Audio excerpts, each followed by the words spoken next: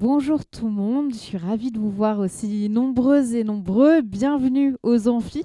J'espère que la queue n'a pas été trop longue ce matin pour rentrer. Je suis Claire Lejeune, du coup je co-anime le département planification écologique de l'Institut de la Boétie. Pardon.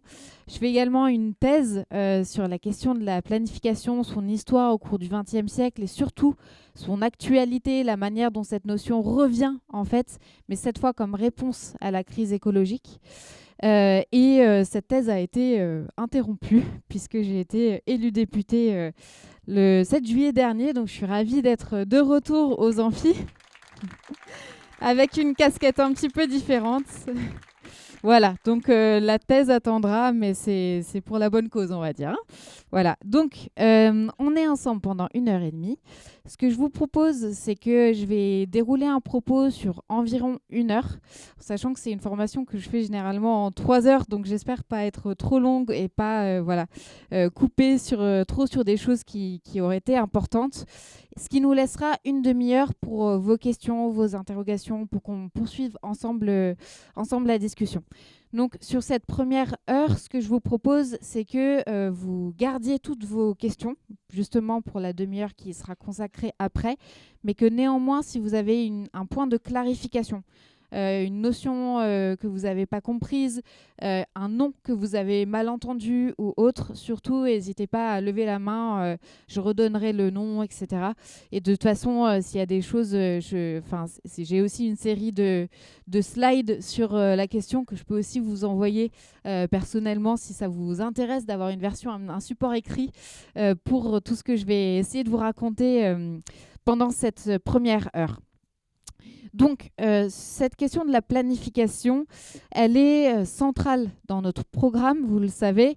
La question de la planification, elle vient dessiner notre vision à la fois économique, écologique, politique et démocratique, puisque justement, c'est une manière de faire tenir tous ces bouts-là ensemble. C'est-à-dire de ne pas laisser la question climatique ou écologique être isolée des questions macroéconomiques, de ne pas non plus la laisser être isolée de l'enjeu démocratique qui est qu'on place au centre de la révolution écologique, puisque celle-ci ne se fera que s'il y a avec une révolution citoyenne, et donc que cette écologie politique qu'on porte, c'est aussi fondamentalement une écologie populaire qui, d'une part, sert les intérêts des classes populaires par des questions concrètes, quotidiennes qui se posent aux classes populaires, mais aussi les impliquent très très directement dans les prises de décision. Donc ce qu'on conteste fondamentalement, c'est qu'il y aurait une espèce de sphère économique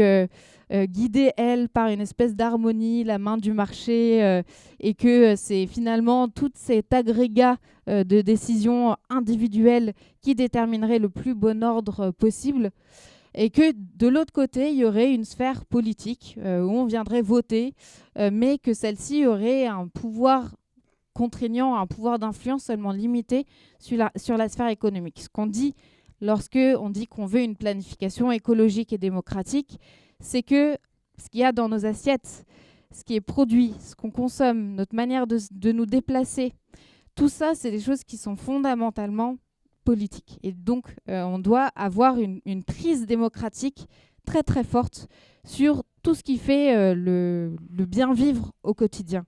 Et qu'une des raisons pour lesquelles la crise écologique s'est installée, c'est que justement, on a laissé le capitalisme, le mode de gestion capitaliste, dominer sur les communs, c'est-à-dire l'eau, l'air, la terre, ce à partir de quoi on peut tous survivre collectivement.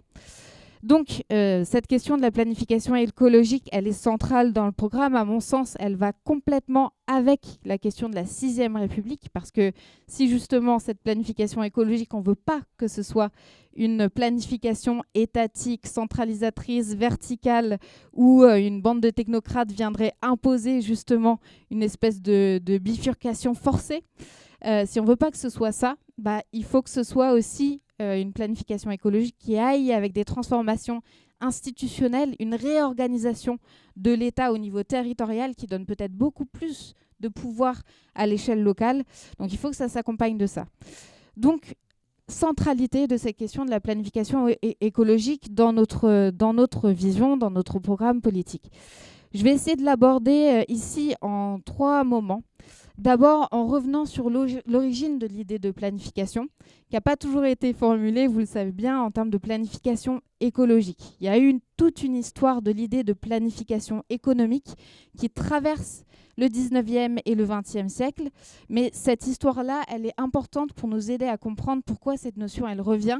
Et surtout, les formes de continuité qu'il peut y avoir entre cette notion de planification économique portée par certains socialistes, communistes au cours du 19 et 20e siècle, mais surtout quelle forme de discontinuité il peut y avoir, puisque vous n'êtes pas sans ignorer que les formes de planification qu'on a pu voir au cours du 20e siècle ont été plutôt des planifications avec un contenu productiviste, du coup qui ont plutôt accompagner la dynamique de croissance, qui ont essayé de relancer la machine économique, plutôt que de réfléchir à comment on réencastre cette machine économique au sein des limites planétaires. Donc on va essayer de revenir dans un premier temps sur l'origine philosophique, intellectuelle de cette idée de planification. Dans un second temps, je vais revenir sur quelques moments historiques qui sont très importants pour comprendre cette question-là, notamment l'économie de guerre, celle de la Première Guerre mondiale, mais aussi celle de la Seconde Guerre mondiale. L'économie de crise, celle des années 30, en fait, où ça devient extrêmement flagrant que le système de marché laissé à lui-même produit du chaos, produit pas l'harmonie, produit le chaos, produit de la dislocation sociale, et où du coup il y a une reprise en main par certains appareils étatiques d'une forme de régulation économique. Et finalement, on va s'intéresser un petit peu à la question de la planification de reconstruction qu'on a connue nous en France et qui nous donne à nous un rapport particulier en fait à cette idée de planification, puisqu'on a cette histoire-là de la planification inspirée aussi par le programme du Conseil national de la résistance derrière nous, mais sur laquelle on peut s'appuyer. Et dans un troisième temps, si j'y arrive et que tout ça tient en 1 heure, on va vraiment aborder un peu l'actualité de ces questions-là, la manière dont elle se formule comme planification écologique, ce à quoi ça va correspondre en termes de contraste avec les formes de planification productiviste qu'il y a pu y avoir. Et je dirais 2 mots aussi de ce qui nous différencie de l'approche macronienne de la planification écologique, parce qu'il a fini par récupérer, comme il a récupéré beaucoup de choses, il a fini par récupérer aussi ce mot-là, cette notion-là, en mettant bien sûr des choses très, très différentes derrière. Donc, si ça vous va comme programme, on va démarrer là-dessus. Donc, c'est 3 grands temps. N'hésitez pas à lever la main si vous avez des questions de clarification, mais sinon, on s'embarque là-dessus pendant une petite heure. Donc, cette notion de planification, lorsqu'on dit qu'il faut qu'un plan, finalement, guide la marche de l'économie, qu'est-ce qu'on dit ? On dit qu'il faut une forme de conscience, il faut une forme de réflexivité sur les décisions économiques. Et c'est important parce que justement, toute la logique du marché, ça va être de dire qu'il suffit qu'il y ait des décisions atomistiques individuelles et que l'agrégation finalement de toutes ces décisions individuelles faites sur la base des intérêts individuels, c'est cette agrégation-là qui va autoproduire une forme d'harmonie, voilà, qu'il va y avoir une forme automatique de production d'un ordre à partir de l'individu seulement. Okay ? Donc quand on dit qu'il faut une planification, on dit que non, en fait, les faits économiques, c'est des faits collectifs. C'est des faits qui engagent l'intérêt pas seulement individuel, mais qui engagent l'intérêt général. Et donc qu'il faut que les décisions sur l'ordre économique final, elles soient proactives, elles soient réflexives, elles se fassent sur le plan de la conscience populaire, la conscience politique, d'accord ? Donc, d'abord, on voit très très bien que la notion de planification, elle s'oppose à l'idéologie de marché, finalement. Et on va repartir de ça avec Adam Smith et Karl Polanyi, qui sont deux auteurs. On va parler un petit peu de toutes ces questions-là. Donc, Adam Smith, vous devez être familier de son nom. C'est celui à qui qu'on désigne un petit peu comme le premier fondateur, enfin le fondateur du libéralisme. Et donc sa pensée est importante justement parce qu'on y retrouve vraiment les germes de cette idée que l'ordre social doit être le résultat du libre marché. Il a notamment cette métaphore de la main invisible, où finalement il dit que si chacun individuellement poursuit notre intérêt, l'agrégation de toutes ces formes d'action va donner le meilleur ordre possible. Il faut bien comprendre que la pensée d'Adam Smith, elle vient à un moment où ce qu'il faut faire tomber, c'est l'ordre du monarque, l'ordre divin, d'accord ? Donc déjà, sa pensée, il faut la comprendre dans un contexte où marquer la centralité de l'individu, c'est une manière de contester l'autorité du monarque et de Dieu. Mais après, le cheminement historique de sa pensée va être récupéré par des gens qui vont faire du marché une espèce de nouvelle sacralité, une espèce de nouvelle divinité, et ce qui va empêcher justement une politisation de la question économique. Donc, Adam Smith, il est important avec son livre de 1776, donc La richesse des nations, parce qu'il va poser, c'est un des premiers à poser cette idée à l'état pur d'un libre marché qui pourrait réguler l'ordre économique, l'ordre social, et du coup qui restreint la sphère de l'État à 3 dimensions seulement. La dimension régalienne, donc purement sécuritaire. La construction quand même, il inclut quand même la construction des infrastructures que le privé n'aurait aucun intérêt à construire. Par exemple, le réseau routier, typiquement. Il donne l'exemple, le réseau routier, il y a des secteurs de route, il n'y a pas d'intérêt financier à les construire, parce qu'elles vont être utilisées par très peu de monde, etc. Donc là, il dit quand même qu'il faut que l'État reste sur ces missions-là, et il continue de donner quand même une importance à l'État pour le rôle éducatif. Voilà, parce que pour fournir des travailleurs, il faut bien à un moment qu'il y ait un système éducatif, et lui, ce secteur-là, c'est pareil, on ne peut pas en générer directement du profit dessus. Donc cette idée-là, elle chemine, elle s'impose aussi dans toute une série de courants politiques. Ça devient la nouvelle façon d'imaginer finalement l'organisation socio-économique. Mais le problème, il y a une série de problèmes dans cette nouvelle idéologie libérale qui s'installe à ce moment-là, c'est justement l'invisibilisation de la dimension collective. Vous êtes d'accord ? Si on met l'accent sur l'individu, si on part du principe que l'intérêt individuel comme seul guide suffit à produire une harmonie, on perd complètement la dimension collective, la dimension populaire des décisions politiques et économiques qui peuvent être prises. Ce que ça empêche de penser également, c'est des formes de régulation macroéconomique sur le secteur privé. Donc, vous avez toute une série d'actions qui étaient dans l'apanage de l'État qui en disparaissent et qui deviennent l'apanage globalement du marché. Donc, cette idée, elle s'installe à ce moment-là et elle prend des formes institutionnelles concrètes. La progression de la propriété privée.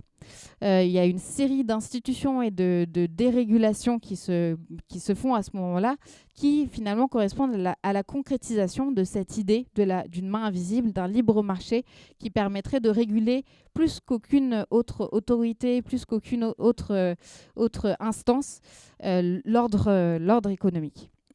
Et ça correspond au moment de la révolution industrielle. Donc on a une espèce de convergence de cette idée-là sur le plan philosophique et intellectuel et des avancées technologiques, etc., qui se produisent au moment des bousculements, des chamboulements très, très concrets, absolument majeurs, liés à la révolution industrielle. Et on a un auteur très important pour réfléchir à la question de la planification, qui écrit bien plus tard, qui écrit en 1944 notamment, son livre phare qui est La Grande Transformation. Donc Karl Polanyi, lui, revient sur cet épisode-là où l'idée de libre marché s'est installée, et il pointe ce paradoxe. Il pointe le fait que finalement, l'idée de libre marché, c'est une forme de naturalisation de l'ordre économique. Quand on dit qu'il y a une espèce d'ordre automatique, autorégulateur, finalement, c'est comme si tout ça était très naturel et que en fait, tout allait s'harmoniser pourvu que la main de l'État n'empêche pas trop les choses, en gros. Ou que la main politique, plus globalement, n'empêche pas trop les choses. Et ce qui pointe, c'est que en fait, tout ça, c'est des formes historiques, c'est des formes institutionnelles. Le capitalisme libéral, il existe qu'à partir d'un certain point dans l'histoire, et que en fait, on a plein d'exemples qui plus historiquement éloignés, plus géographiquement éloignés, qui nous montrent des modes de fonctionnement économique complètement différents de celui-là. Donc c'est bien que c'est pas quelque chose qui est naturel, c'est quelque chose qui correspond à un projet politique, c'est quelque chose qui correspond à une série d'institutions, dont la propriété privée, dont toutes les lois qui vont venir réguler ou déréguler le marché, etc. Donc il pointe vraiment le caractère historique, situé, institutionnel du marché. Ce qui pointe aussi, c'est que finalement, cette progression du libre marché, elle a correspondu à des formes de ce qu'il appelle de désencastrement. C'est-à-dire qu'on avait des formes sociales, écologiques qui étaient installées et que la progression du marché va venir va venir bousculer et ça va produire des formes de désencastrement socio-écologique. Et pour ça, il donne notamment l'exemple, qui travaille beaucoup, l'exemple des enclosures. Je ne sais pas si vous êtes familier avec cette idée-là. C'est finalement le terme qui désigne la progression de la propriété privée telle qu'elle s'est faite en Angleterre. Donc le fait que finalement des terres qui étaient considérées comme des propriétés, enfin justement comme des terres communes sans propriété délimitée, c'est-à-dire que en fait un paysan qui avait sa terre, sa maison, il pouvait aller glaner du bois pour faire son feu dans la forêt d'à côté, parce que en fait la forêt d'à côté, elle appartenait à personne de particulier, que c'était de l'ordre du commun.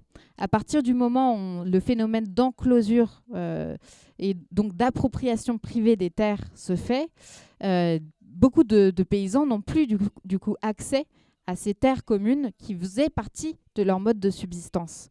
Et donc vous avez à ce moment-là des formes de dislocation sociale et écologique qui se font, puisque on vient bousculer finalement des modes de fonctionnement qui mettaient en coprésence des modes de subsistance des populations, etc. Et que, c'est en conjonction temporelle avec ça, vous avez la révolution industrielle et le fait qu'on a un exode rural. Donc finalement, les paysans qui se retrouvent sans cet accès aux terres communes se retrouvent à devoir partir en ville, chercher du travail. Et vous avez donc simultanément une marchandisation possible de la terre, qui est appropriée de manière privée, et une marchandisation du travail, de la main-d'œuvre, puisque le travail devient non plus quelque chose qui est inscrit dans une espèce de vie quotidienne, mais devient quelque chose qui va être régi par des contrats de travail journaliers à ce moment-là, avec un patron qui peut décider de vous embaucher ce jour-là, mais pas le jour d'après. Donc il y a une forme de marchandisation à la fois de la terre, du travail, et il met aussi dedans la monnaie qui devient un vecteur finalement d'accélération de cette marchandisation du monde organisée sur le plan intellectuel par la progression de l'idéologie du libre marché, et puis sur le plan institutionnel par toute la série de lois qui sont passées à ce moment-là. Donc ce que Karl Polanyi essaye d'expliquer, c'est que ce libre marché, il n'y a rien de plus planifié finalement, il n'y a rien de plus politique, il n'y a rien de plus intentionnel que les institutions et le projet politique qui se construit autour du capitalisme libéral à ce moment-là. Et que les dommages à la fois sociaux et écologiques de ce système-là sont immenses. Et s'ils sont politiques, si ça correspond à un projet politique, ça veut donc dire qu'on peut inventer un autre système, qu'on peut soit réguler plus fortement ce système-là, soit qu'on peut en inventer un autre. Donc Karl Polanyi, il est très important pour justement dénaturaliser et politiser cette question du modèle économique, de dire en fait c'est un choix politique d'avoir le capitalisme libéral. C'est pas du tout une donnée naturelle qui s'appliquerait à tous les peuples et c'est pas non plus une trajectoire. Il n'y a pas de trajectoire linéaire, c'est-à-dire que les trajectoires des sociétés sont des trajectoires politiques. Donc il est très important pour cette question-là. Sa pensée est très importante aussi pour comprendre l'imbrication entre les questions sociales et écologiques. Vous le voyez bien avec l'exemple des enclosures qui concernent la terre. Ce qui concerne la terre va automatiquement concerner aussi la question du travail et des modes de production. D'accord ? Donc, ce qui nous dit là, c'est que si le libre marché est un projet politique, on a de la place, il y a de quoi réfléchir à un projet politique alternatif. Et c'est à partir de ces constats-là que aussi toutes les pensées de la planification se sont installées au cours surtout du XXe siècle. Donc finalement, l'idée de planification, elle apparaît dans son sens moderne comme contestation du mode dominant de production capitaliste, du mode du marché. Et elle apparaît comme une alternative à opposer au système capitaliste, en disant ça ne peut pas être simplement le marché guidé par les intérêts et la maximisation du profit. On peut avoir une autre logique pour guider la production, la consommation, ce qui fait la subsistance et la vie au quotidien des gens. Et ce principe-là, s'il est planifié, il peut être concerté démocratiquement aussi. Donc, vous avez une série de pensées de la planification qui s'installent au XXe siècle à partir de cette opposition au capitalisme libéral.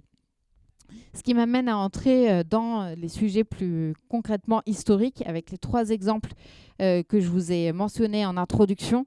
Donc, la première occurrence des formes d'économie planifiée qu'on connaît, du moins en Europe, c'est les économies de guerre. Et souvent, cette question, elle revient parce que quand on essaye de réfléchir à un modèle économique à mettre en place face à la crise climatique, l'économie de guerre, c'est intéressant comme modèle pour réfléchir à la question, puisqu'on a effectivement une situation où, en quelques semaines, le mode de production a complètement changé. C'est un moment où l'État a réuni les industriels autour de la table et leur a dit tu vas plus produire ça, tu vas plutôt produire des chars et tu vas en produire telle quantité, etc. Donc on a un moment où en fait l'autorité publique reprend la main sur la sphère économique et guide la sphère économique à la fois sur des sujets qualitatifs, c'est-à-dire quel type de production on priorise sur d'autres, selon des logiques qui ne sont pas celles strictement du profit, et qui va aussi dicter les choses sur le plan quantitatif. D'accord ? Donc, ce moment-là des planifications de guerre, il est intéressant pour ça, parce qu'on a la première occurrence d'une reprise en main par la puissance publique de la sphère économique. L'économie de guerre, c'est aussi une économie où vous avez plein de formes de coopératives qui se sont créées avec des modes de mise en commun entre les consommateurs de manière assez spontanée pour faire face aux formes de pénurie qui étaient aussi engendrées par la guerre. Donc finalement, ça a brisé un petit peu l'espèce de halo et l'idée idéalisée qu'on avait du libre marché, parce qu'on a des exemples concrets d'économies qui, finalement, ont une forme de fonctionnement et d'efficacité, on va dire, tout en n'étant pas du tout guidées par le libre marché, en étant guidées par une main politique. Néanmoins, tout cela étant dit, je suis toujours extrêmement prudente et réticente à poser très directement en modèle l'économie de guerre, puisque très clairement, c'est des économies qui sont dans des contextes historiques très, très particuliers, où en fait on arrive à recréer une espèce de cohésion au sein de la nation, mais sur la base de l'opposition conflictuelle avec un autre peuple. Donc, je pense qu'il faut manier ce parallèle avec énormément de pincettes, parce que les formes éthiques, morales qui se créent dans une société de guerre, où la question de la propagande d'État, la place de l'État dans cette société-là, n'est pas du tout celle qu'on voudrait voir émerger dans une planification écologique et démocratique. Donc, c'est intéressant, ces exemples historiques sont intéressants pour évaluer la possibilité pour l'autorité publique de guider autrement la sphère économique. Néanmoins, le parallèle s'arrête assez rapidement, à mon sens, sur ce qu'on peut en faire pour penser à une planification écologique, notamment sur ce point clé qui est la question de la démocratie, qui, dans une société de guerre, existe très peu. Okay ? Donc, cet épisode-là de la Première Guerre mondiale, il inspire beaucoup de penseurs. Il y a notamment un penseur très intéressant qui s'appelle Otto von Neurath, qui était en place dans un ministère en Autriche au moment de la guerre. Et lui commence à construire un modèle d'économie planifiée en supprimant complètement le marché et en partant de structures très locales, notamment en impliquant les travailleurs. Il avait même inventé un espèce de langage, le langage isotype, qui se ferait à partir de pictogrammes finalement. Chaque pictogramme illustrait un type de produit, un type de mode de production, etc. Ce qui aurait permis à la masse des travailleurs d'avoir une prise, de comprendre le système économique et de pouvoir prendre position sur quelle production on fait, qu'est-ce qu'on priorise, etc. Donc, c'est le premier exemple, à mon sens, cette économie planifiée telle que réfléchie par Otto von Neurath, d'une économie, d'une planification à la fois avec un enjeu très, très démocratique, parce qu'on part de la volonté des travailleurs. Je termine ma phrase et j'arrive. Et il avait déjà la question écologique en tête, parce qu'il y a beaucoup de ces textes où il met en avant l'importance de faire de la planification par rapport aux limites des ressources. C'est-à-dire qu'il dit, en fait, la quantité de charbon, on sait qu'elle est limitée. Et le fonctionnement du marché permet pas du tout de finalement prendre en compte la question de la temporalité dans les décisions présentes. La question du futur, elle est complètement invisibilisée par le fonctionnement du marché. La planification, elle, par contraste, permet d'évaluer le stock et de prendre des décisions au présent en fonction du plan futur. D'accord ? Donc, c'est un mode d'actualisation des décisions économiques qui est beaucoup plus rationnel, finalement. Il utilisait beaucoup cet argument de la rationalité supérieure de la planification par rapport à la rationalité de marché, qui, par définition, est aveugle, en fait, à la question du futur. Et donc, il pointait notamment cette question du caractère limité des ressources naturelles et de l'importance de préserver pour les générations futures des stocks qui permettraient quand même de bien vivre. Voilà. Donc, c'est intéressant de voir que dès les années 1920, il y avait déjà des pensées qui nous donnent beaucoup à réfléchir pour la planification écologique telle qu'on l'envisage aujourd'hui. Oui, le nom. Alors, Otto, O-D-T-O, von Neurath, N-E-U-R-A-T-H.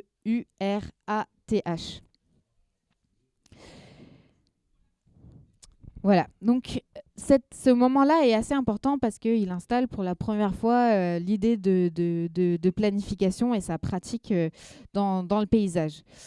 Un autre moment très important pour la progression de cette idée de planification, ça va assez évidemment être les années 30, puisqu'on vient après le crash de 1929, qui pour le coup est illustratif de la faillite complète du système de marché, puisque en fait on a une défaillance de marché qui va venir provoquer une crise sociale immense, d'ampleur globale, ce qui est un phénomène qu'on n'avait pas vu jusque-là, et où en fait vous avez dans certains cas des conjonctions déjà de crise sociale et écologique.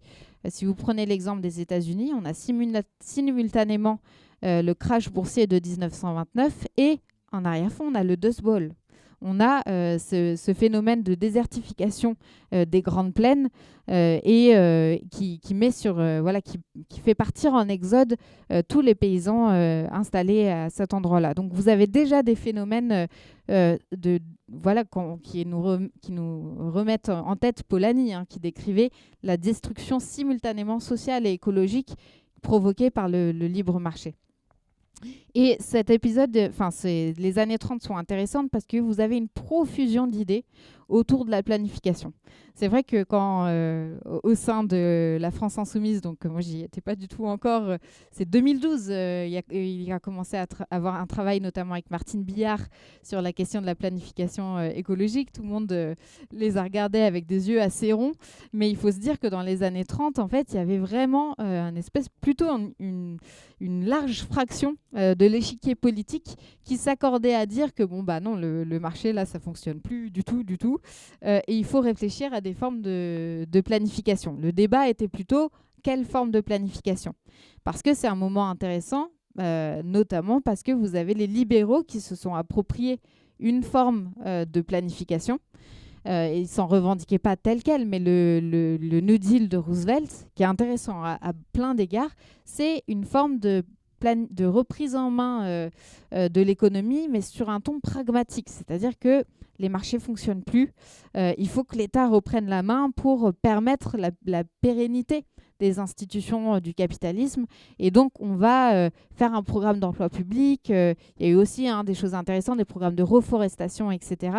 Mais la logique n'était pas celle de la contestation du capitalisme, c'était plutôt la logique de la béquille apportée au marché. Donc, vous voyez qu'il y a une appropriation de cette idée d'une planification par l'État plus substantielle et ou du moins une critique très forte de l'idée que le marché laissé à lui-même pouvait produire une forme d'harmonie ou autre.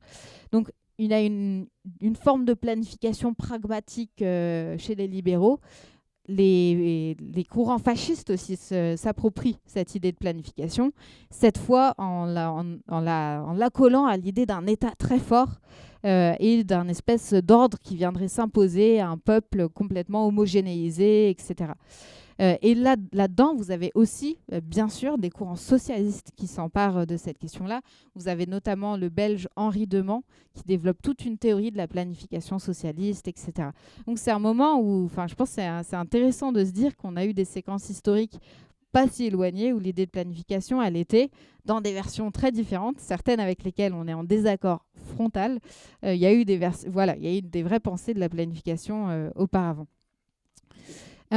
Troisième moment historique qui est intéressant à avoir en tête lorsqu'on réfléchit à la planification actuellement, ça va être la planification qu'on a connue, nous, en France, au sortir de la Seconde Guerre mondiale.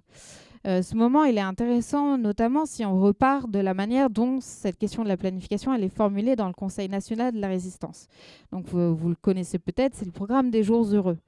Et dans ce programme, il y a quelques éléments clés qui sont très intéressants. Il y a notamment l'idée qu'il faut une démocratie économique. Le terme est intéressant puisque justement l'acte clé du libéralisme, c'est de faire une partition. Vous avez d'un côté la politique, on vote, et là c'est la démocratie. Et puis de l'autre côté, vous avez la sphère économique qui est régie par le marché et où du coup on n'a pas besoin de démocratie puisqu'il y a une espèce de démocratie qui se fait automatiquement par les choix individuels. Lorsqu'on dit qu'il faut une démocratie économique, ce qu'on dit, c'est que justement la sphère productive, la sphère de la consommation, elle doit être soumise aussi à la délibération consciente, réflexive du peuple. Donc cette notion, elle est importante et elle est présente dans le programme des Jours heureux du Conseil national de la résistance. Ce programme, il est intéressant aussi parce qu'il parle du retour à la nation, de toutes les grandes infrastructures, de toutes les grosses masses productives, notamment énergie, transport, etc. Et derrière ça, c'est bien sûr la question des nationalisations qui pointe.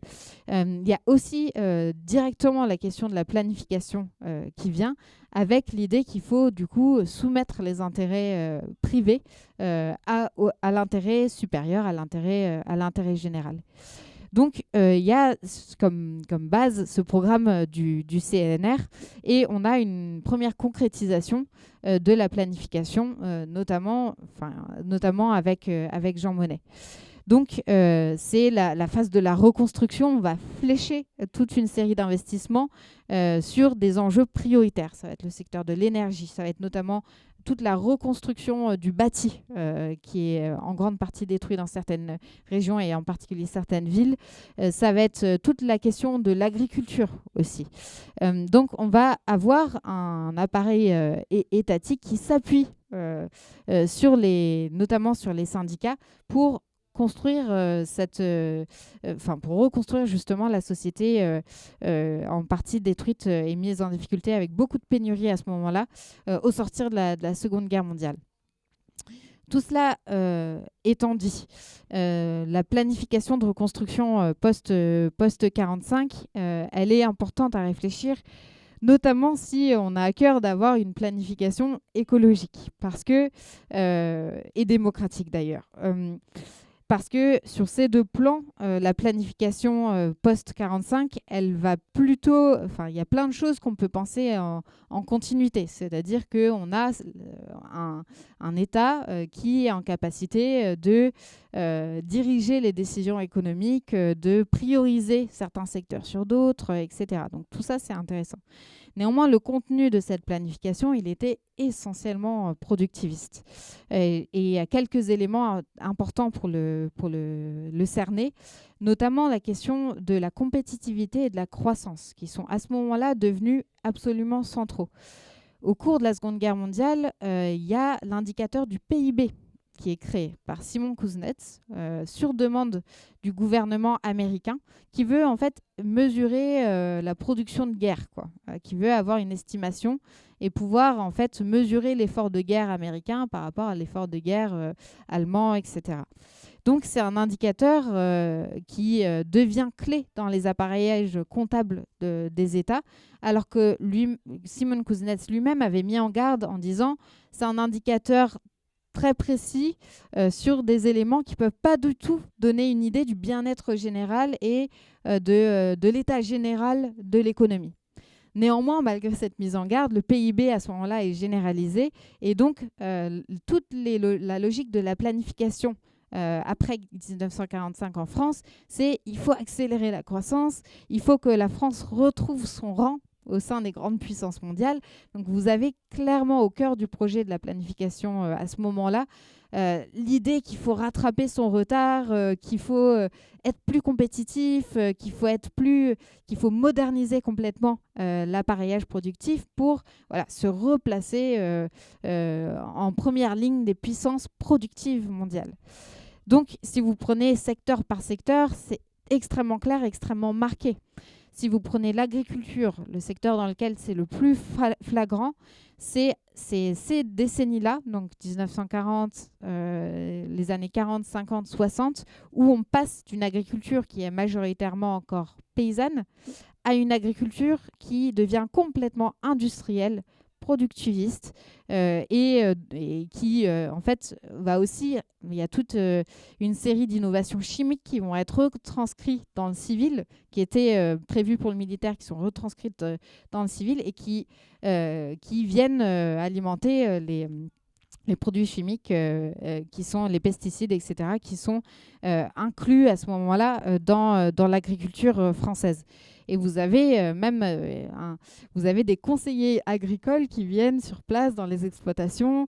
Il y a des remembrements qui se font. Donc en fait, les petites parcelles individuelles deviennent des plus grandes exploitations. Donc toute cette logique-là, elle s'inscrit à ce moment-là. Ça correspond aussi à un moment où c'est un projet politique de faire venir les gens en ville. C'est-à-dire que la vision de la France moderne, ça va être, il faut qu'on soit une nation avec des grandes villes et on voit un petit peu la paysannerie comme le truc d'un autre temps où en fait il faut, du coup, on privilégie politiquement cet exode rural et le fait qu'on urbanise, la société.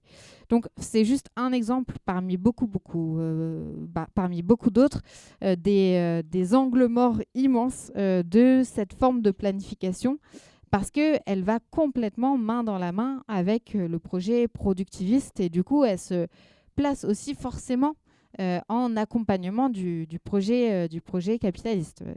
Donc il y a certes un moment qui est intéressant, notamment du point de vue du rapport de force qu'il existait à ce moment-là dans la société entre eux, avec des centrales syndicales qui étaient très puissantes. On a eu des formes d'appropriation des usines à la libération par les travailleurs eux-mêmes. Donc il y a des choses vraiment intéressantes à réfléchir dans cette séquence-là, mais essentiellement le programme, l'aspiration du programme des Jours Heureux, qui était pas une aspiration productiviste, qui était une aspiration plutôt à dessiner les contours d'une société du bien vivre.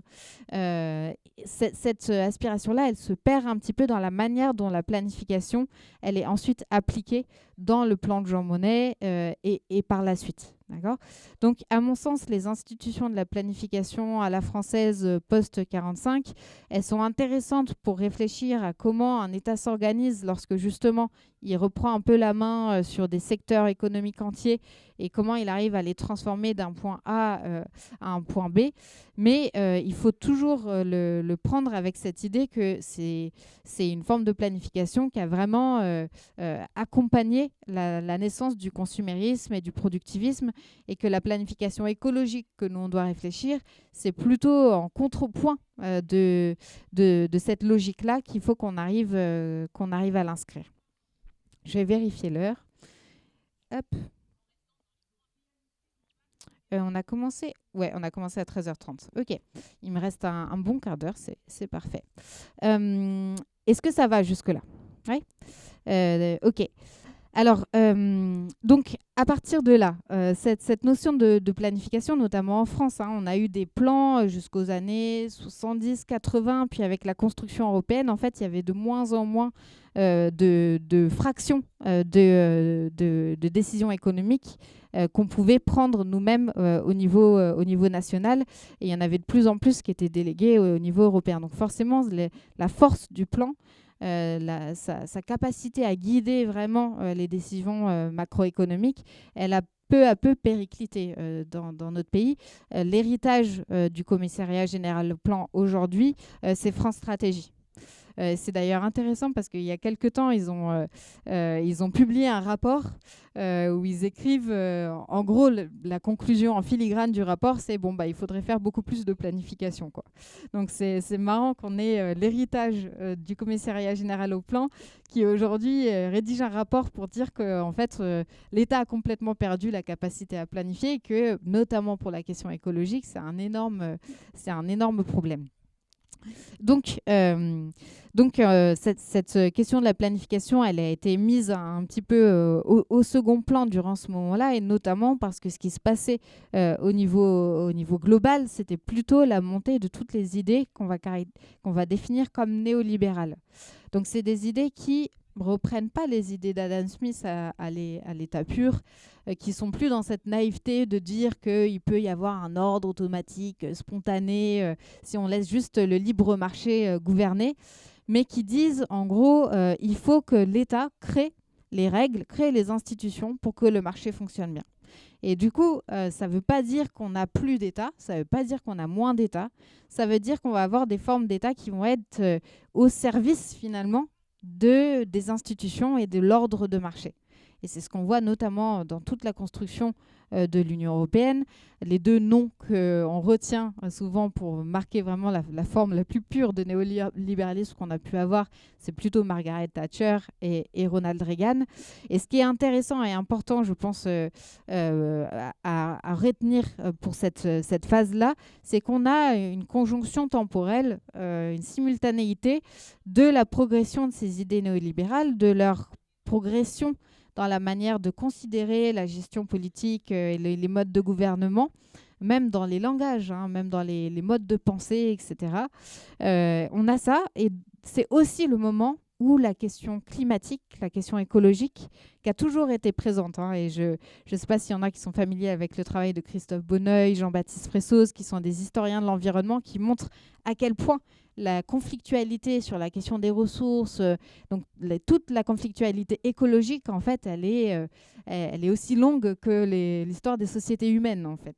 Donc il y a cette histoire très longue-là, mais l'histoire récente de l'écologie politique, elle arrive au moment où, en fait, la société industrielle, la société productiviste, consumériste, on voit très clairement ces dégâts, les pollutions que ça génère, les catastrophes nucléaires, etc. Ça naît autour de tout ça, avec la nouveauté relative de la question climatique, qui à ce moment-là, on a aussi le rapport Meadows qui sort dans les années 70. Donc tout ça, il commence à aussi y avoir une société civile qui s'organise, qui porte la question écologique.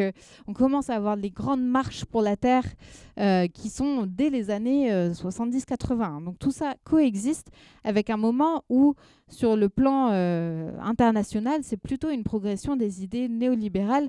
Donc l'idée que l'État n'a pas finalement de capacité politique propre, qu'il n'y a pas vraiment d'alternative au modèle de marché, mais que l'État doit juste s'en accommoder et accompagner ce modèle-là. Et donc, à mon sens, c'est une variable d'explication importante pour comprendre pourquoi il y a... Pour nous, c'est sidérant, pour ma génération, de regarder que les alertes scientifiques ont eu lieu dans les années 70, même bien avant. Si on regarde le livre de Rachel Carson, Silent Spring, donc Printemps silencieux, sur les pollutions environnementales, c'est 1962. Il y en a qui remontent à bien avant ça, et que au niveau politique, rien n'a bougé. Et je pense qu'un élément d'explication, c'est effectivement le fait que c'est un moment politique où l'idée que l'État doit guider de manière forte, avec des formes de planification, etc., les décisions économiques, toute cette idée-là, elle reflue au profit des idées néolibérales qui, elles, priorise justement l'ordre de marché et place l'État seulement en rôle de béquille, d'accompagnateur, de soutien lorsque l'ordre de marché est en crise, etc. Donc finalement, on a pâti du fait qu'il y a une conjonction entre ces deux éléments-là. Et à mon sens, l'élément, et c'est pas pour rien que l'élément qui fait revenir cette question de la planification sur la table, c'est justement l'enjeu écologique. Pourquoi ? Parce qu'on a un enjeu temporel qui est immédiatement visible dans la question écologique, qui est une espèce de double contrainte de l'urgence d'une action immédiate, et le marché, l'action d'ampleur immédiate, il ne sait pas faire. Il ne sait pas faire parce que c'est logique. Son horizon est toujours celui de la profitabilité. Donc, tout impératif d'action qui n'est pas aligné avec la profitabilité ne va pas apparaître dans son champ d'analyse. Donc, contrainte de l'urgence et contrainte de prendre en compte le temps long. Ça non plus, le marché, il ne sait pas faire. Le temps long n'existe que sous l'angle de l'investissement profitable. Donc, à quel point ce que je mets aujourd'hui va pouvoir générer dans 5-10 ans, etc.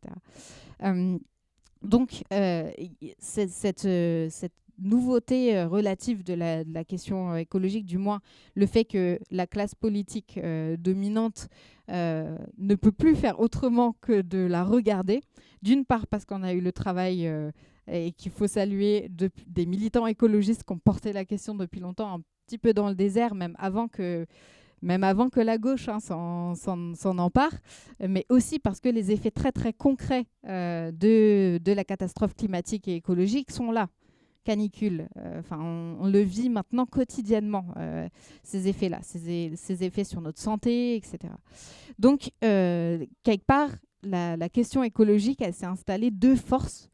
Et du coup, la question de la planification, elle revient dans un contexte où il s'agit de repenser l'action publique, il s'agit de repenser l'action collective, l'action politique, et en fonction de ce prisme-là. Et donc, c'est aussi comme ça que la question de la planification est revenue dans la sphère de gauche, cette fois en reprenant ses racines socialistes, en pensant la planification comme opposition à l'ordre capitaliste. Donc, pas une planification qui sert juste en fait à réajuster un marché qui ne fonctionnerait pas, mais en partant du principe qu'il y a un autre mode de fonctionnement que celui du marché que possible, et du coup en posant la planification comme méthode alternative de prise de décision sur la sphère économique. Donc c'est comme ça qu'elle est présente aussi dans le programme L'Avenir en commun, avec cette question de la règle verte qu'on placerait donc dans la Constitution et qui permettrait de dire que finalement on ne prend pas la nature plus qu'elle n'est capable elle-même de régénérer dans un certain laps de temps donné. Donc finalement c'est une question c'est une question fondamentalement temporelle, parce que c'est aussi une question de rythme quelque part. Et c'est l'idée de dire qu'en fait il y a le rythme humain.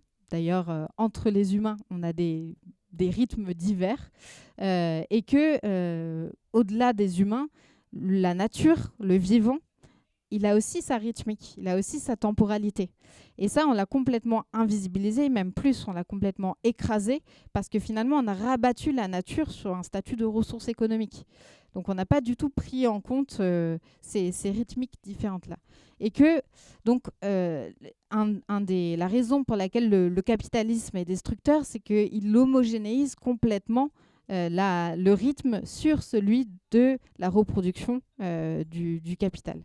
Donc finalement, la question de la planification, c'est d'arriver à une forme d'organisation économique qui permette une forme d'harmonie ou du moins de cohabitation entre les rythmes propres aux éléments de la nature, le vivant, les communs, etc., leur capacité de régénération sur un certain temps donné, et les rythmiques humaines calées sur la question de nos besoins.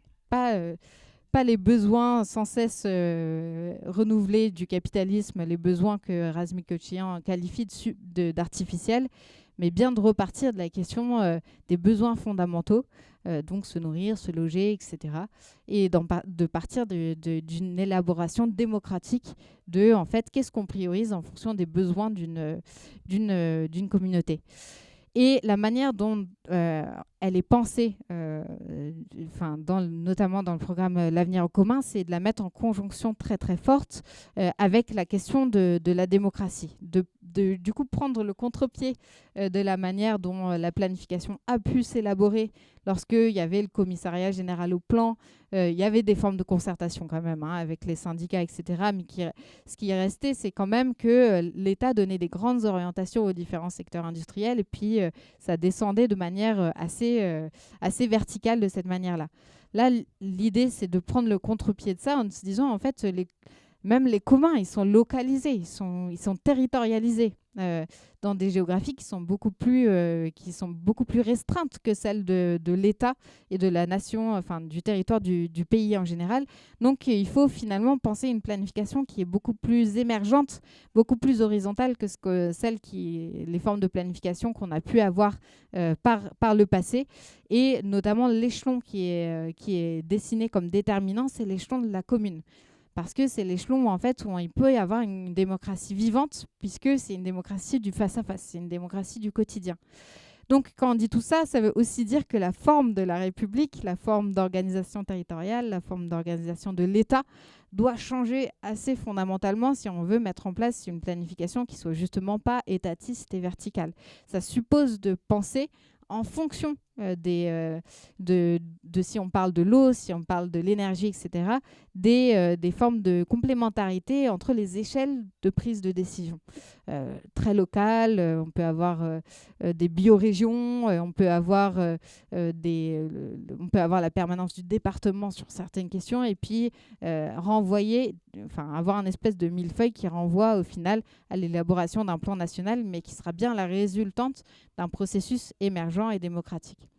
Donc ça place l'idée de la planification telle qu'on la dessine en contrepoint assez fondamental avec, d'une part, la logique de marché, la logique du capitalisme, et puis qui la place aussi en contrepoint de certaines formes de planification qu'on a pu connaître notamment au XXe siècle, tout en étant en forme dans une espèce de continuité sur certains autres points.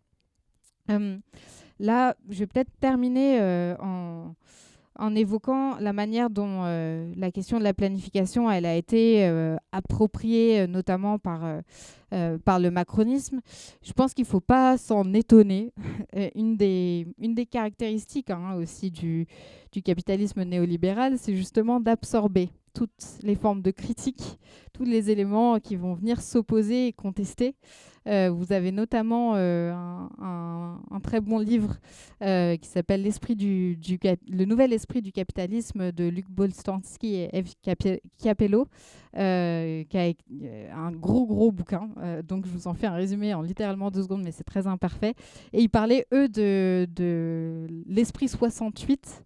Et ils disaient en fait qu'en 68, il y avait eu 2 formes de critique. La critique vraiment socialiste, économique du capitalisme, capitaliste qui restait, celle des syndicats, etc., mais qu'il y avait aussi une critique qu'ils appellent artiste du capitalisme.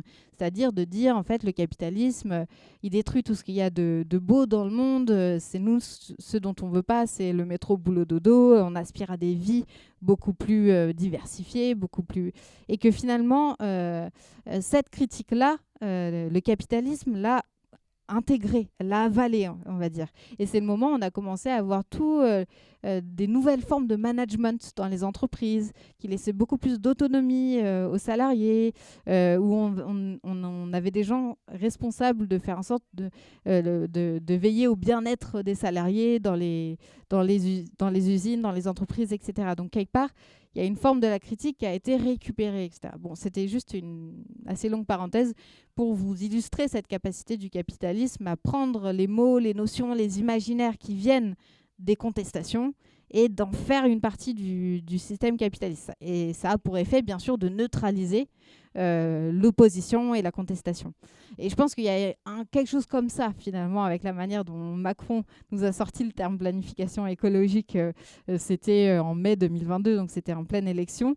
Voilà, il y a une forme de tentative de neutralisation d'un élément qui est perçu comme perturbateur, comme critique, comme contestataire, en faisant une partie du système.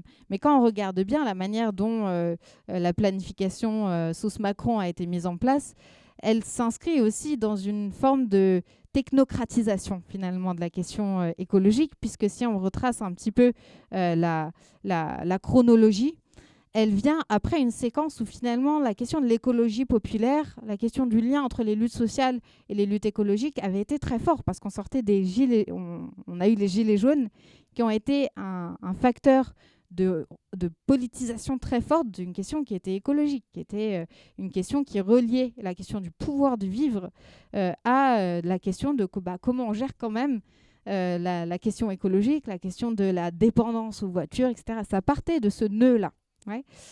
Et donc, suite à ça, il y a eu quand même la Convention citoyenne pour le climat, auquel, justement, on peut faire certaines formes de reproches, mais c'est un exercice démocratique incroyable qui montrait qu'on prend des citoyens tirés au sort, qui viennent d'horizons politiques, d'horizons sociaux différents, on les met ensemble, on leur donne le temps, on leur donne l'information et ils élaborent ensemble un programme qui ressemble de près ou de loin quand même à des choses assez qu'on a l'habitude de porter nous, quoi. Donc que finalement la radicalité écologique, elle découle assez naturellement du processus démocratique lorsqu'on laisse le processus démocratique s'accomplir. Donc finalement Macron, face à ça, il l'a balayé. À partir de là, on a un resserrement de la question, de la manière dont Macron manie la question écologique, finalement en faisant une dualité. Il y a l'écologie responsable, qui est une écologie en fait qui place la question écologique sur le plan technologique et technique. C'est-à-dire que c'est des questions de décarbonation. Donc on va se donner les moyens technologiques de décarboner certains secteurs, etc. etc. Vous avez de l'autre côté l'écologie responsable, l'écoterrorisme, les mouvements sociaux dangereux qui vont bloquer les méga-bassines, etc., etc. Donc, il installe cette partition-là et la reprise de la question de la planification, elle vient justement donner un outil à cette forme d'écologie un peu technocratique, puisque actuellement, au commissariat au plan, ils sont, il me semble, une vingtaine, etc. Donc, ça ne ressemble pas énormément à de la délibération populaire, démocratique, alors que sur les questions écologiques, on ne peut pas s'en passer. Donc finalement, ma lecture de cette reprise de la planification, de l'idée de planification par Macron, je la vois comme ça et je me l'explique comme ça, et surtout, elle ressemble pas du tout à l'idée de la planification qu'on se fait nous dans ce mouvement. Je vais m'arrêter à peu près là. Ce qui nous laisse, comme promis, une bonne demi-heure pour discuter ensemble. Comme je vous l'ai dit, normalement, ça dure 3 heures et j'ai plein de slides, je vous montre plein de trucs là-haut. Là, du coup, c'est une version abrégée, donc j'espère que ça a été un minimum clair et informatif pour vous. Et du coup, n'hésitez pas à lever la main. Je crois qu'il y a un micro sans fil ici et il y a quelqu'un qui pourra faire passer le micro si besoin. Voilà.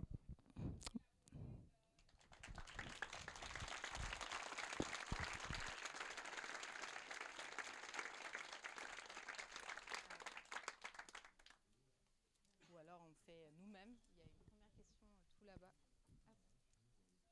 Je crois que je ne l'ai pas encore allumé.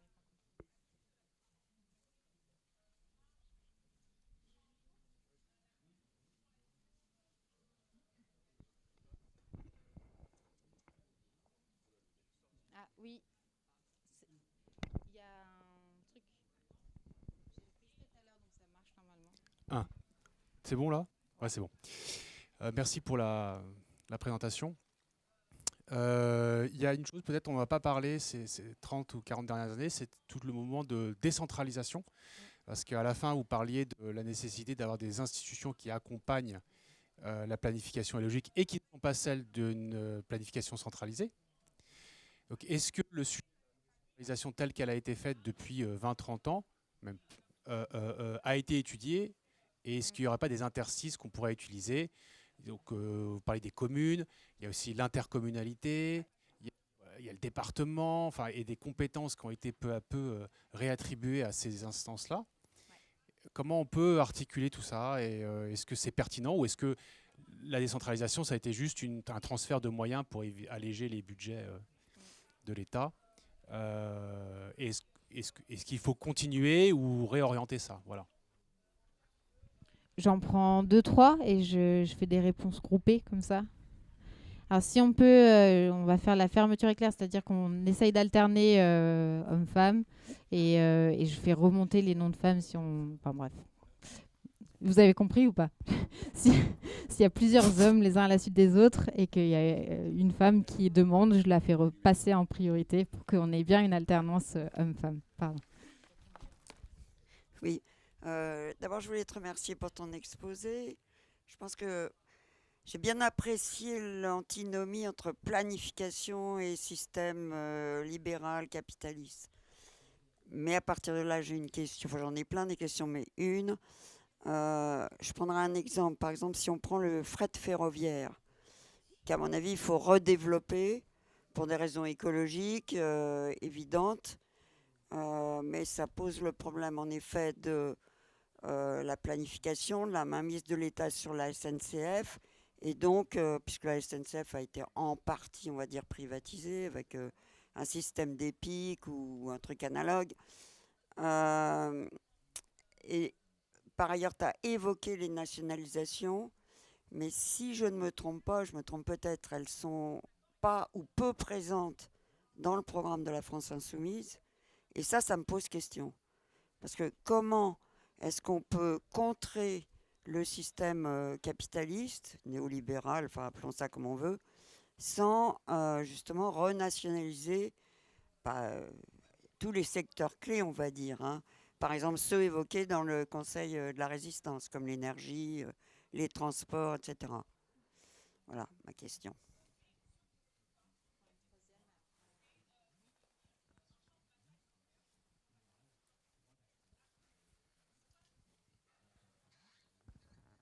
Oui, merci. Ça marche? Ça marche normalement. Bon, oui. Je voudrais revenir sur la transition que tu as faite pour présenter la planification, sur la planification, la centralisation de guerre. Parce que finalement, la guerre n'est que la continuité du capital pour survivre. Et donc, il peut utiliser la planification à son profit. Et donc, le problème, ce n'est pas tellement de planifier, c'est de planifier pour le compte de qui. Et c'est pour ça que, quelque part, à la fin, Macron peut se saisir de tout. Mais lui, il le fait pour le bien-être de ses amis, de ceux qui l'ont mandaté, pas pour le bien-être du peuple. Donc la question centrale, c'est pas tellement l'écologie ou le reste, c'est qui a le pouvoir, qui décide. Et donc j'ai trouvé que c'était pas assez au centre de ton exposé. Merci. Je vais commencer par celle-là, parce qu'en fait, au cours de ma thèse, pour être très sincère, je suis arrivée de plus en plus à la conclusion que tu as amenée là. Parce que, en fait, l'idée de libre marché, elle a aucune concrétisation, en fait. Elle n'a aucune réalité historique. On a toujours eu des systèmes économiques où il y avait du pouvoir centralisé quelque part. Pas forcément dans les mains de l'État, pas forcément jamais dans les mains du peuple, mais toujours il y a eu des formes de pouvoir concentré. Aujourd'hui, les GAFAM planifient activement, mais ils planifient en fonction des intérêts du capital. Donc en fait, finalement, ce qu'on a, et j'avais qu'une heure, je suis désolée, peut-être ce sera au cœur de la thèse que je terminerai un jour, mais là, c'était peut-être pas assez visible. Mais la question, effectivement, c'est qui prend les décisions, qui surdétermine ce à quoi ressemble notre société, ce à quoi notre futur va ressembler. Aujourd'hui, Total planifie des investissements nouveaux et c'est des décisions qui vont avoir une influence immense sur le futur, sur celui de mes enfants, etc.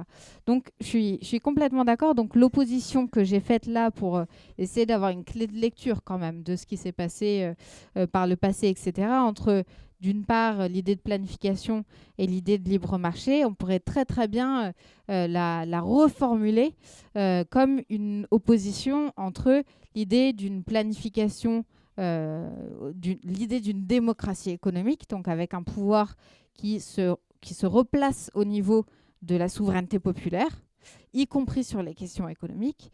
Donc une opposition entre ça et puis l'idée que finalement c'est aux intérêts privés de se coaliser pour dicter la marche du monde.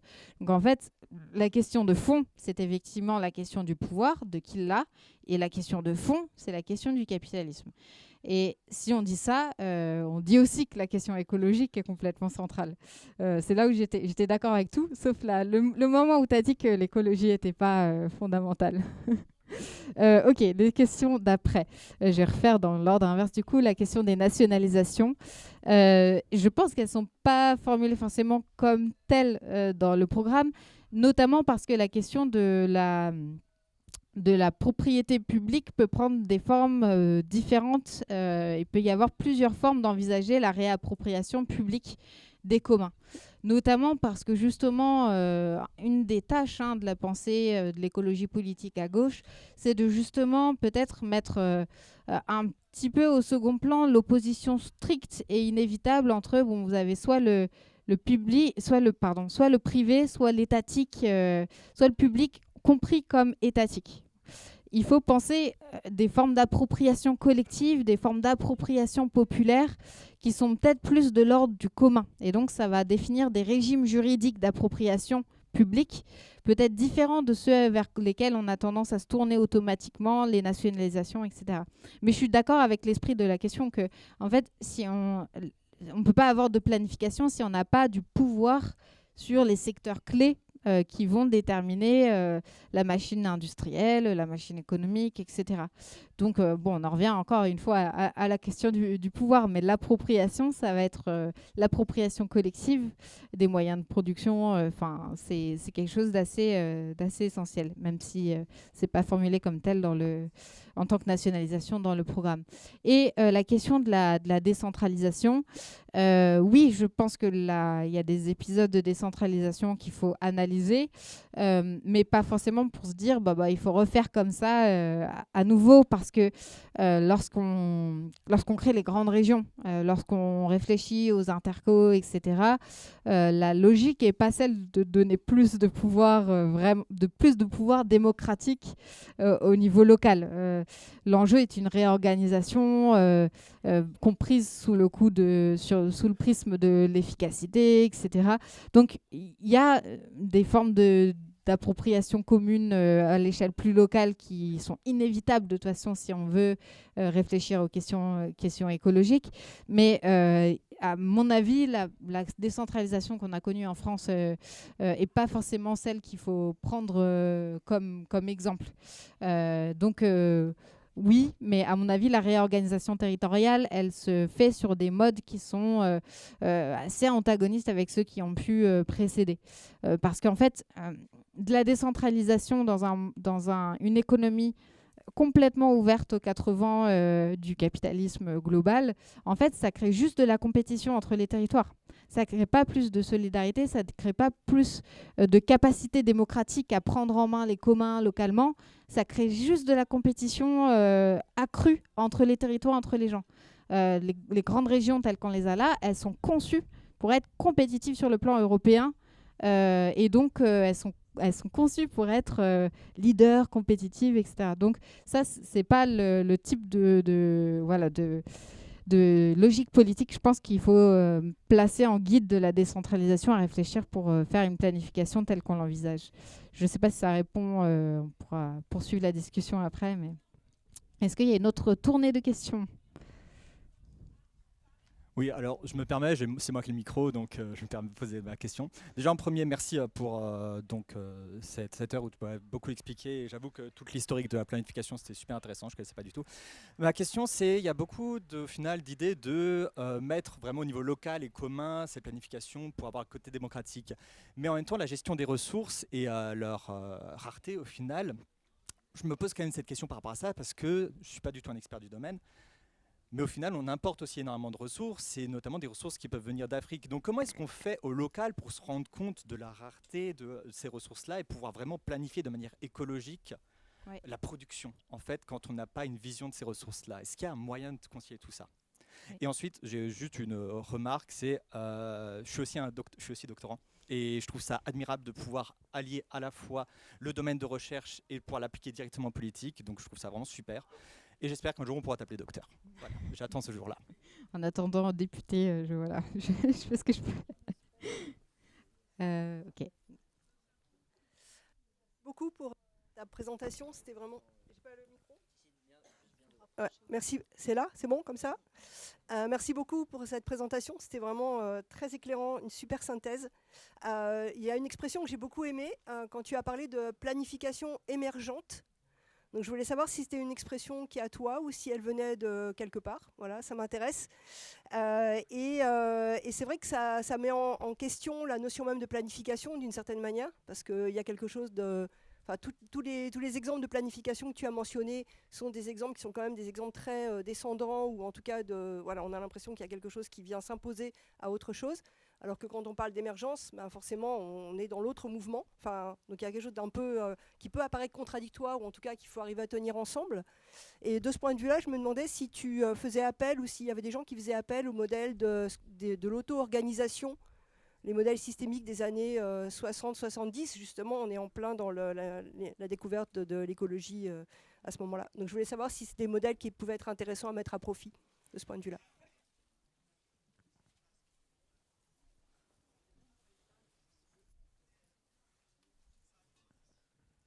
Bonjour, merci pour cette introduction. Il existe déjà, je vais le dire, des embryons de communisme, d'insoumission ou d'autogestion dans notre société. Je suis fonctionnaire et on va lancer un plan alimentaire territorial. Et c'est en train de se faire partout. Donc il y a bien une planification légale qui existe, locale. Mais effectivement, tu l'as bien dit, les enjeux, c'est pour qui, par qui et comment. Effectivement, si cette planification est pour le peuple, pour le peuple, puisque ça fait partie de nos... Je vais vite, hein, mais voilà. Et donc, il y a une vraie action et une vraie interaction entre les citoyens, les élus, etc. Faire des conventions, parce que c'est devenu la mode. Dans les localités, on fait des conventions citoyennes avec des groupes d'habitants, et pas tous. Donc là, il y a aussi une question qui se pose. C'est comment, si nous, on gagne le pouvoir, on va organiser tout ça au niveau du local au national. Parce que, effectivement, je suis fonctionnaire, donc entre l'administration, les technocrates qu'on est, sous les ordres d'élus, et en même temps en interaction avec la population, au niveau local, comment on remonte ça et comment on organise ça de façon, globale, du local au global, au niveau de l'État. Ça pose un problème. Alors demain, il va y avoir un débat, je fais la pub au passage, sur la sécurité sociale de l'alimentation, qui est un enjeu. On a une proposition de loi insoumise que vous allez déposer dans quelques jours, j'espère. Allez, dans quelques semaines au plus tard. Mais l'idée, c'est que comment ça s'organise ? On va faire des collectifs SSA dans toutes les localités, dans des régions, des cantons, ça dépendra de la taille. On va faire des caisses locales avec une caisse nationale. Donc il y aura bien toujours l'État. Donc l'idée, c'est de quel équilibre entre cette force étatique et la force du peuple. Ça va toujours, c'est un débat permanent, ça, hein, depuis des siècles. Mais bon, comment on va travailler ça, nous, insoumis ? Donc je pense que c'est une question qu'il faudra peut-être qu'on travaille, notamment pour les amphis l'an prochain, ou pour l'Institut La Boétie. Et par ailleurs, quand je dis qu'il existe des embryons de communisme, il y a les coopératives, il y a l'autogestion, il y a les SIC pour les collectivités, dans lesquelles les collectivités peuvent participer avec les citoyens. Et moi, j'ai déjà des propositions. C'est que sur les nationalisations, je suis aussi à la CGT. Et c'est un vrai débat qui commence à émerger dans la CGT. C'est qu'on ne peut plus faire comme en 80, on nationalise tout, et puis on a bien vu les dégâts derrière. Ils reprivatisent tout. Donc, j'ai une proposition toute bête, c'est qu'on crée 2 nouveaux statuts. C'est un statut d'entreprise nationale où l'ensemble des citoyens, à partir de l'âge de 16 ans, deviennent actionnaires d'EDF, par exemple, de la SNCF, de tous ces trucs-là, et qu'à Paris, par exemple, on devienne tous co-actionnaires de la RATP, ce qui permettrait que si un jour on perd le gouvernement, ben, ils ne puissent pas reprivatiser, puisqu'il faudrait qu'ils rachètent toutes les actions. C'est une proposition un peu comme ça, hein, ça a l'air un peu punk, farfelu, mais pourquoi pas à travailler, quoi. C'est des choses. Le punk. Voilà. Donc, non, ouais, voilà. Donc la question, c'est comment, de façon holistique, on arrive à travailler et concrètement à gérer ça, parce que on a les municipales et donc les territoriales qui arrivent en même temps. On va gagner plein de villes et il y a beaucoup de camarades qui vont se retrouver élus. Il va falloir qu'on se forme en amont parce que sinon il va falloir gérer tout ça. Voilà. Et donc effectivement, alors c'est peut-être en lien avec ta thèse, je ne sais pas, mais cette histoire de démocratie participative, d'autogestion et de coopérativisme, de coopérer. Alors il y a le livre d'Éloi Laurent, mais comment on va plus loin sur ce travail-là justement pour qu'on puisse garder le pouvoir par le peuple, pour le peuple et le garder, j'allais dire, indéfiniment. Alors c'est pareil, je vais faire le tour comme ça des questions. Je ne vais pas avoir de réponse claire et définitive justement sur cet équilibre, cette tension permanente entre le pouvoir de l'État qui va rester bien sûr, et puis le pouvoir qui va pouvoir émerger justement de l'échelon local et notamment de l'échelon municipal. Mais je pense qu'il faut le réfléchir en termes de planification qui finalement organise peut-être un va-et-vient. C'est-à-dire qu'en fait, l'élaboration finalement démocratique à partir de la question des besoins, donc avec l'idée un peu du donut, je ne sais pas si vous êtes familier avec la pensée de Kate Raworth, mais elle avait cette image de, en fait, notre économie, il faut qu'on la réencastre entre le plancher des besoins sociaux. Donc, il faut que tout le monde ait accès à une base de besoins. Et puis, entre ce seuil haut, ce seuil bas, et puis le seuil haut qui est les limites planétaires, en gros. Donc, le débat démocratique, il faut qu'il se replace dans ces conditions-là. Et effectivement, l'échelon qui parte un petit peu de l'échelon local. Mais tout ça, après, remonte comme des espèces de cahiers de doléances. Et là, l'État, l'administration fait son travail aussi important, peut-être un peu techno, mais de mise en musique de ce à quoi ça ressemble quand on met tout bout à bout, ce à quoi comment ça se met en musique dans un plan. Et donc, il y a ce va-et-vient, je pense, entre les échelons, mais il y a aussi il y a la direction que donne le plan et puis il y a les ajustements qui se font aussi en cours de route, etc. Donc, je pense qu'il faut penser une planification qui est itérative, c'est-à-dire qu'elle est remise, comme la démocratie est vivante et ne s'arrête pas lorsqu'on a tranché le plan, etc. Elle peut aussi, on peut remettre sur le plan de travail au fur et à mesure les décisions qui ont été prises. Donc, je n'ai pas de réponse. Il faudrait 10 notes de l'Institut de la Boétie pour commencer à élaborer un espèce de plan pour réorganiser territorialement le bon échelon des décisions, parce que selon le type de ressources, c'est pas le même échelon de décision aussi. Donc, il faut penser, une complémentarité. C'est quoi le bon mot pour parler de complémentarité selon les échelons de décision? Là? Voilà, exactement, la subsidiarité. Je l'avais au bout de la langue, mais voilà. Voilà, donc je pense... mais ce que tu disais venait aussi sur la question des statuts et de ne pas aller tout de suite à une nationalisation parce qu'on sait que les risques que ça peut poser. Ça répond pas mal à la question qui avait été posée justement sur cette question des nationalisations. Donc, mais il faudra qu'on en rediscute notamment. Après, il y avait la question de la notion de planification émergente. Alors, oui, c'est copyright moi.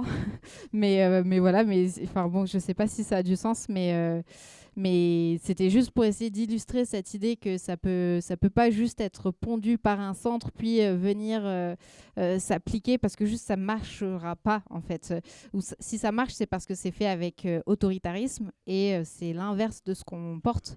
Donc je pense que voilà, cette idée que ça doit ça doit venir de l'élaboration démocratique par le bas. Je pense qu'elle est assez importante pour aussi mettre en contrepoint l'idée de la planification telle qu'on la dessine nous, avec tout ce qui a pu se passer auparavant, pour replacer la place du travailleur dans ces prises de décision-là, replacer la place du consommateur, du citoyen, etc. Donc voilà, n'hésitez pas à l'utiliser si elle vous paraît pertinente. Il y avait une question qui était là d'un collègue doctorant, force à toi, qui était sur la question des importations. En fait, un des grands problèmes imposés par l'économie capitaliste, c'est qu'elle est complètement opaque finalement sur la réalité des flux physiques qu'elle génère. Et c'est là où vous avez plein de pensées intéressantes sur aussi la décroissance, qui notamment il était chimiste, il me semble, ou physicien, un penseur dans les années 70 qui s'appelle Nicolas Georgescu-Roegen, qui justement commençait à porter l'idée de décroissance en montrant qu'en fait le modèle économique classique, néoclassique, en fait, il invisibilise complètement l'empreinte physique et le phénomène d'inertie finalement du système actuel. Donc, ce que ta question elle soulève, c'est comment on rend visible la matérialité complète de notre économie, et c'est là où en fait, pour faire de la planification écologique, on va avoir besoin d'une batterie d'informations et donc d'indicateurs beaucoup plus large que celle de l'outil très grossier du prix. Le prix, vous voyez le prix de quelque chose sur votre étal d'Intermarché, il vous dit rien en fait, et surtout il vous ment, c'est-à-dire que le coût qui est affiché, il vous dit rien du coût social et écologique de ce produit-là. Donc bien sûr, il va y avoir une variation sur comment on utilise le prix, le signal prix, mais il y a aussi besoin de densifier finalement la batterie d'indicateurs qu'on a pour décrire le réel, pour décrire les flux physiques. Donc, ce que tu pointes là avec la question des importations, c'est aussi quel panel d'informations on se donne pour prendre les bonnes décisions. Et finalement, comment on visibilise au cours du processus de prise de décision le fait qu'aujourd'hui, on a des économies qui sont foncièrement construites sur des dépendances envers des territoires en dehors de notre pays qu'on exploite au passage, et que toute l'histoire de l'économie occidentale, c'est quand même bâti sur le fait colonial et le fait de l'exploitation des pays du Sud. D'ailleurs, vous avez une série de travaux très très intéressants sur la question de l'extractivisme et sur la question du néocolonialisme vert, sur le fait que même le New Deal européen, par exemple, il va s'appuyer sur la construction de chaînes de valeur qui replacent les territoires qu'on a historiquement colonisés, etc., dans des situations de territoires exploités, en allant chercher ici du cobalt, là-bas du lithium, etc. Et il y a notamment Thea Rio-Francos, qui est une autrice américaine qui travaille sur les relations entre New Deal américain, enfin Inflation Reduction Act, et ce que ça provoque en Amérique du Sud, notamment, les exploitations de mines, etc. Donc en fait, la manière... l'écologie dominante, le capitalisme vert, il refait émerger les fractures nord-sud telles qu'elles se sont dessinées historiquement. Donc là, je ne l'ai pas du tout abordé parce qu'il aurait fallu une heure de plus. Mais la question de comment on porte une écologie qui aussi rompt avec les formes de domination économique qu'on a imposées au territoire des pays du Sud, avec ce que ça provoque de destruction humaine et de départ en exil, etc. Donc comment tout ça se connecte aussi avec la question de la migration, de l'accueil, etc. Enfin bon, bref, toutes ces questions-là. Mais en fait, donc il faut prendre en compte le fait qu'aujourd'hui, on a ces formes de dépendance-là aux importations. Mais justement, en fait, le fait de redessiner la question des besoins, le fait de réfléchir en termes de sobriété, ça permet en fait de se dire ce pan-là de l'industrie, de l'économie, on va pouvoir le relocaliser. Ça implique une forme de rapport de force avec l'Union européenne. Mais autre conférence d'1 heure. Et donc, à partir du recentrage de l'économie sur la question des besoins, on peut éliminer déjà des formes de dépendance qu'on a, etc. Parce qu'on est particulièrement dépendant des minerais, des matériaux rares, des terres rares, etc. Parce qu'on a une surconsommation de portables, donc voilà, la question de notre niveau de consommation, de la vitesse de la consommation, elle nous force à être dans une situation d'exploitation des pays du Sud aussi. Donc, abaisser ce niveau de consommation, ça permet aussi de repenser une relocalisation ou une forme, jamais complète, mais une forme d'autonomisation de certaines productions à l'échelle nationale. Donc ça rejoint aussi la question de la réouverture des mines, qui est compliquée, qui est un débat, autre conférence d'une heure. Mais on a cette question-là. On va avoir besoin de lithium, etc., au moins un peu. Et donc la question, c'est est-ce qu'on accepte que ces mines soient réouvertes dans d'autres pays où on sait que les conditions de travail, etc., on n'a aucune manière de les contrôler, ou est-ce qu'on accepte d'en réouvrir certaines ici, mais du coup, celles qui sont réouvertes actuellement, elles viennent servir un projet qui est complètement productiviste, c'est-à-dire que si on en réouvre aujourd'hui, c'est des multinationales qui les gèrent, et c'est pour fournir des batteries électriques pour les milliards de véhicules électriques qu'on veut venir mettre sur le marché sans même réfléchir à la question des transformations des mobilités de manière sérieuse. Donc voilà, très longue réponse avec plein de tiroirs, désolée.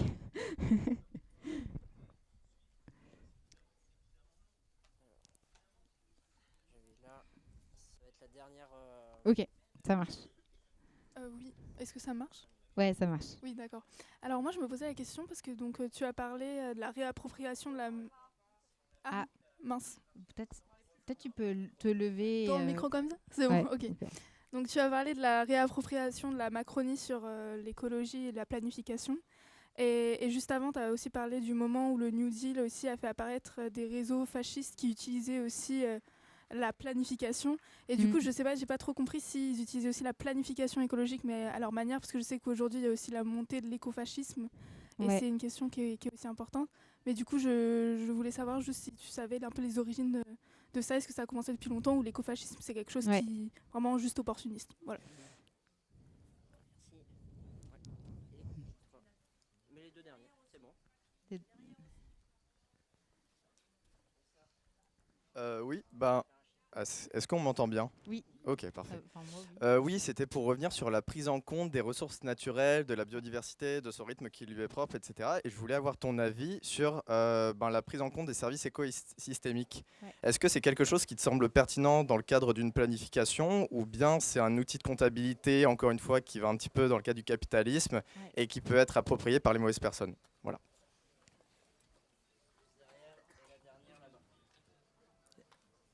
Alors, moi, c'était juste une question pratique.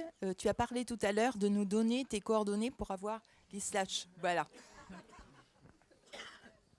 Et la dernière question, madame. Oui, moi je demanderais aussi d'avoir les coordonnées pour avoir les références, parce que d'abord pour te remercier comme les autres ont fait sur ta présentation et sur la question planification hors système capitalisme, je crois que c'est vraiment très très important. D'ailleurs de parler d'appropriation collective, enfin bon cette question-là, voilà, je crois qu'on la partage tous. Mais du coup j'avais une question, parce que tu nous as donné beaucoup de références historiques qui sont très intéressantes, d'où la demande d'infos. Mais il y a quand même la question de la planification, elle a été aussi traitée par le marxisme. Donc bon, évidemment, tu n'as peut-être pas eu le temps de tout traiter. Et parlant de l'appropriation collective, d'une certaine manière, ça se regroupe avec ça. Mais voilà, est-ce que tu pourrais nous en dire un mot, ou tu n'as pas le temps, mais voilà, quelle est la raison ? Enfin voilà, merci. Et tout ça en 3 minutes. Ok. Alors, juste une précision, le New Deal crée pas je sais pas dans sa formulation, il y a une conjonction dans les années 30, effectivement, du New Deal de Roosevelt, donc qui est là plutôt du côté d'un libéralisme assez interventionniste et social, avec des éléments qui sont intéressants dans le New Deal. Et puis, on a la montée du fascisme à ce moment-là, qui effectivement, lui, se réapproprie complètement de l'idée de planification avec l'idée d'un État fort, etc. Et aujourd'hui, l'écofascisme, c'est effectivement, je pense que c'est à la fois un opportunisme, mais il y a une pensée de fond derrière. C'est une vraie idéologie où en fait on va penser effectivement un État fort qui va notamment fermer les frontières, qui va faire de la relocalisation du coup, mais dans un esprit complètement d'extrême droite et fasciste. Donc ce parallèle-là que tu fais, il est réel aujourd'hui. Et je ne sais pas s'il y a des courants écofascistes qui réfléchissent en termes de planification, mais c'est tout à fait possible que ce soit le cas. Sur la question des services écosystémiques et est-ce qu'il faut les comptabiliser, etc. La question de la comptabilité écologique, elle est clé. Quand on parlait de la pluralisation des indicateurs qu'il va falloir utiliser pour faire bifurquer l'économie, ça rentre là-dedans. Après, je pense qu'il y a une tension entre la nécessité de comptabiliser du coup pour contrôler qu'on ne prélève pas trop, et puis le fait de ne pas vouloir tout enrégimenter dans de la bureaucratie écologique, et du coup aussi laisser des espaces non comptabilisés, de laisser des espaces de respiration. Donc cette tension-là, elle est toujours présente parce que dans les travers de l'appareil étatique, il y a ça aussi, la bureaucratisation. Vous avez notamment tout le travail de James Scott, qui est un géographe de formation, il me semble, et qui travaille sur ce qu'il appelle l'œil de l'État et comment l'État, finalement, il traduit toutes les réalités sociales, écologiques en nombre, etc. Ça peut avoir sa part négative. Mais donc, il y a une tension, là, je pense, qui sera jamais totalement tranchée. Mais effectivement, la question de la comptabilité, elle est importante. Et la question, c'est au nom de quels objectifs on la manie, surtout. Donc, on en revient à la question du pouvoir. Toujours là. Voilà. Et il y avait la dernière question, les coordonnées. Je vous donnerai tout ça avec plaisir après. Et c'était, pardon, j'ai oublié, c'était quoi ? Ah, le marxisme. Oula, oui. Alors oui, il y a effectivement plein de courants marxistes qui ont une pensée de la planification. Un truc que je n'ai pas du tout abordé là, c'est la question de la planification soviétique. Pour plein de raisons que je ne l'ai pas abordé, notamment parce qu'il faudrait encore 3 heures. Mais il y a plein de courants marxistes qui... Les plus intéressants, c'est les courants marxistes qui s'opposent un petit peu à l'expérience soviétique, qui voient déjà un petit peu les travers que ça peut avoir en termes de démocratie. Henri Demain, c'est un marxiste. Vous avez plein de... Maintenant, la planification écologique, elle est portée par les éco-marxistes aussi, de manière très intéressante. Donc oui, clairement, dans Marx lui-même, en fait, la question de la planification, elle est rarement présente de manière explicite avec le terme planification, mais il y a plein de passages et il y a plein de termes clés qui en fait se rapportent à cette idée-là. Et ce qui est intéressant, moi je pense, c'est de la voir en conjonction donc de l'idée de planification avec son idée de dépérissement de l'État. Finalement, ce qui peut paraître contradictoire, mais il avait bien l'idée que le panel d'institutions, les formes institutionnelles qui viendraient après le capitalisme, c'est pas l'État central et centralisateur, c'est autre chose que ça. C'est une série d'institutions qui organisent le pouvoir du peuple autrement que sur le modèle strict de l'État central. Donc il y a des choses vraiment intéressantes à aller chercher chez Marx, mais je suis là encore jusqu'à dimanche, donc on peut prendre plein de café pour parler de planification et de Marx. Voilà, et je vais m'arrêter là. Je transmettrai mes coordonnées à tous ceux qui le souhaiteront. Mes collaborateurs vont m'adorer, mais merci à tout le monde d'avoir été là.